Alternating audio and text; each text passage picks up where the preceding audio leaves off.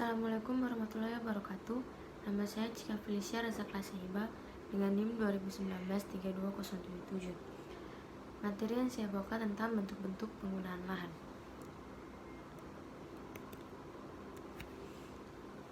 Foto udara adalah suatu rekaman detail permukaan bumi yang dipengaruhi oleh panjang fokus lensa, ketinggian terbang pesawat, waktu pemotretan, jenis film, dan filter yang dipakai saat pemotretan.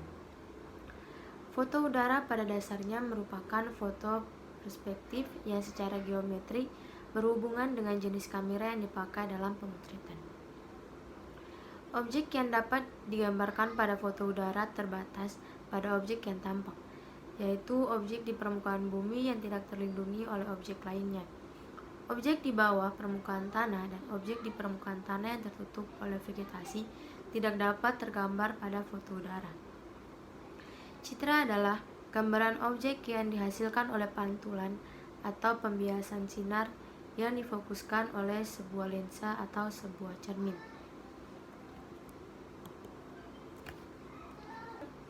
Colwell dan Low 1967 dan Sutanto 1994 menyatakan adanya 4 keunggulan foto pankromatik hitam putih, yaitu 1. Kesan aroma objek serupa dengan kesan mata yang memandang objek aslinya karena kepekaan film sama dengan kepekaan mata manusia. Yang kedua, resolusi spasialnya halus untuk waktu yang lama, maka resolusi spesialisnya berwarna dan citra hasil penyaman mendekati kehalusan resolusi spasial film pankromatik hitam putih. Yang ketiga, film pankromatik hitam putih telah lama dikembangkan sehingga orang telah terbiasa menggunakannya. Dan keempat, penggunaan foto pankromatik untuk pemetaan penutup dan penggunaan lahan merupakan penggunaan yang luas di samping untuk pemetaan geologi. Bidang pertanian merupakan penggunaan foto udara secara halus pula. Penggunaannya antara lain untuk pengenalan dan klasifikasi jenis tanaman, evaluasi kondisi tanaman, dan perkiraan jumlah produksi.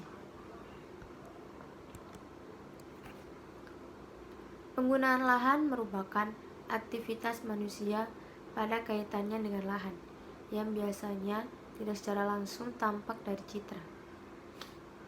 Penggunaan lahan telah dikaji dari beberapa sudut pandang yang berlainan, sehingga tidak ada satu definisi yang benar-benar tepat. Penggunaan lahan berhubungan dengan kegiatan manusia pada sebidang lahan, sedangkan penutup lahan lebih menekankan pada kontekstual perwujudan fisik objek-objek yang menutupi lahan tanpa mempersoalkan kegiatan manusia terhadap objek-objek tersebut.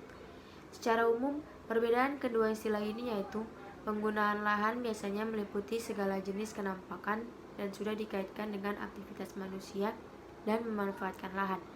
Sedangkan penutup lahan mencakup segala jenis kenampakan yang ada di permukaan bumi yang ada pada lahan tertentu. Sejalan dengan pemahaman tersebut, menurut FAO, Food and Agriculture Organization, penggunaan lahan dapat didefinisikan sebagai fungsi lahan yang ditentukan oleh kondisi alam maupun oleh campur tangan manusia, dan secara khusus sering merujuk pada pengelolaan lahan terhadap manusia. Pemanfaatan teknik penginderaan jauh untuk pemetaan penutup lahan dan penggunaan lahan sudah memasuki tahap operasional, bahkan semakin lama dirasakan semakin menguntungkan dibandingkan dengan survei langsung di lapangan. Pemanfaatan citra penginderaan jauh sebagai sumber data untuk pemetaan penggunaan lahan sangat dipengaruhi oleh: yang pertama, resolusi spektral, yang kedua, resolusi spasial, yang ketiga, skala, dan yang keempat, tingkat kerumitan objek yang direkam pada citra tersebut. Bentuk-bentuk penggunaan lahan di Indonesia dari tempat satu ke tempat lainnya beragam bentuknya, tergantung kondisi fisik lingkungan setempat. Bentuk-bentuk tersebut dapat didasarkan dari sistem klasifikasi penggunaan lahan yang paling berpengaruh dalam pembuatan peta penggunaan lahan di Indonesia, yakni A. Klasifikasi penggunaan lahan menurut Darmo Yuwono lebih cenderung memfokuskan pada aspek penggunaan lahan yang berpedoman pada Commission on Woodland Use Survey. Klasifikasinya memiliki hierarki atau perpanjangan yang mantap, tapi klasifikasi menurut Darmo Yuwono ini jarang digunakan di Indonesia karena jarang disosialisasikan terhadap masyarakat luas. Berikut bentuk-bentuk penggunaan lahan menurut Darmo Yuwono.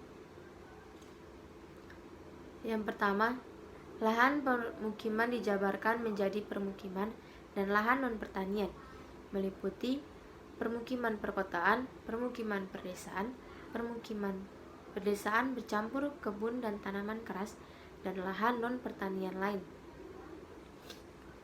Yang kedua, kebun ditanami sayuran, buah-buahan kecil, dan bunga. Kelas ini sangat umum dan terdapat di beberapa pedesaan wilayah Indonesia.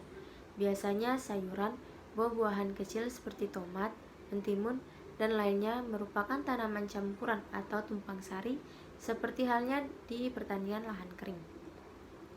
Yang ketiga, tanaman keras, antara lain tanaman kelapa, rambutan, dan tanaman pohon lainnya. Yang keempat, lahan untuk tanaman semusim, antara lain yaitu padi, jagung, ketela pohon, dan yang lainnya. Yang kelima, lahan padang rumput yang dikelola seperti lapangan olahraga. Yang keenam, tanaman padang rumput yang tidak dikelola untuk pengembalaan.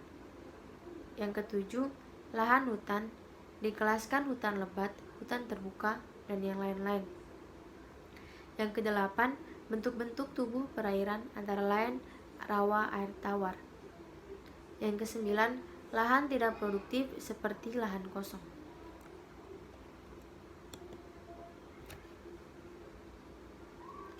B. Klasifikasi penggunaan lahan menurut Imadi Sandi lebih mendasarkan pada bentuk penggunaan lahan dan skala peta, membedakan daerah, desa, dan kota. Klasifikasi ini digunakan secara formal di Indonesia oleh Badan Pertanahan Nasional atau BPN. Berikut bentuk-bentuk penggunaan lahan menurut Imadi Sandi dalam Tangguh Wicaksono 2011, yaitu 1. Lahan permukiman, meliputi perumahan termasuk perkarangan dan lapangan olahraga. 2. Lahan jasa, meliputi kantor pemerintah, sekolah, puskesmas, dan tempat ibadah. Yang ketiga, lahan perusahaan meliputi pasar, toko, kios, dan tempat hiburan. Yang keempat, lahan industri, meliputi pabrik dan percetakan. Yang kelima, lahan kosong yang sudah diperuntukkan, yakni lahan kosong yang sudah dipatok namun belum didirikan bangunan. Dan yang C, klasifikasi penggunaan lahan menurut Malingreung 1978 berdasarkan pada penjenjangan kelas bentuk penggunaan lahan dalam suatu klasifikasi penggunaan lahan yang jelas dan sistematis. Mungkin itu saja yang dapat saya sampaikan, kurang dan lebihnya saya mohon maaf. Wabillahi taufiq wal hidayah. Assalamualaikum warahmatullahi wabarakatuh.